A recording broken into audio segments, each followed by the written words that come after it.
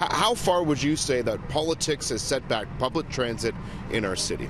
Easily a few decades, probably more. Oh, I would say not years, but decades. You look at what we have done in the last 30 years, and you realize that it's been extremely dismal. There's almost nothing significant being done or has been done on public transit. Politics and public transit. It could be argued the two are about as compatible as oil and water. Some transit experts will tell you that some of the decision-making behind me in the walls at City Hall and in political corners around our city have done about as much to derail transit plans as they have put them on track. For example, here on Queen Street West, there's been many serious discussions about building an underground rail corridor from east to west. So serious that below Osgood Station, just a couple blocks away, there's actually a platform there. Transit experts agree, and critics as well say there needs to be a serious rethink when it comes to transit planning in Toronto. Transit planning is all about having a press release, of running an election campaign, of making promises of things you can't possibly deliver because they weren't practical to begin with. I don't know how you get back from that. It's an understandably pessimistic point of view when you consider just a snippet of our history. Back in 1994, there was a big groundbreaking ceremony to build an Eglinton West subway line.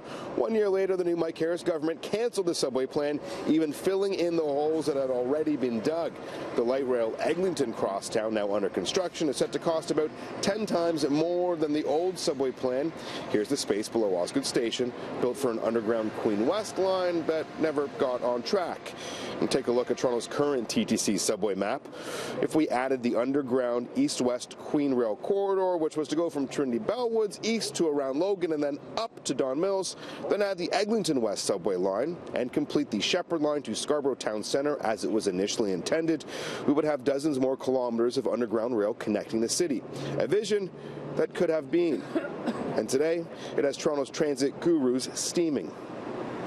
What we have to do is to take politics out of decision making. And how do we do that? An independent budget office in the government of Ontario, working independently from the influence of politicians or the bureaucrats. Then, once we have the independent budget office, we can do a standard benefit cost analysis. We can inform the people that this is the cost of extending the subway to Scarborough. These are the benefits. These are the costs. And then let politicians decide what they have to. The biggest mistake politicians have made, and maybe even the public, has been just the constant debate about transit as opposed to building it.